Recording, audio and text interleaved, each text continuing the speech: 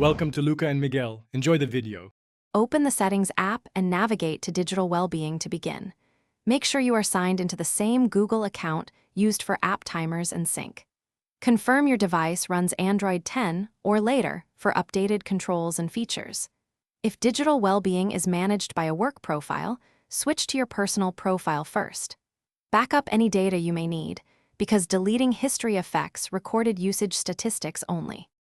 Open Digital Wellbeing and tap Dashboard to view per-app usage details. Scroll to find the specific app you want to remove from history and select it. Tap the three-dot menu or the app entry and choose Delete App History to remove entries. Confirm the deletion when prompted to permanently clear the app history for that app.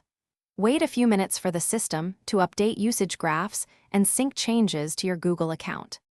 After deletion, return to the dashboard and check the usage graphs to confirm removal. If you still see history, toggle Digital Wellbeing off and back on to force a refresh. Restart the phone and clear the app cache for the affected app to remove lingering data. If the app is linked to a work profile, repeat deletion within that profile to fully clear history. Lastly, review Google account sync settings to ensure changes propagate across your devices.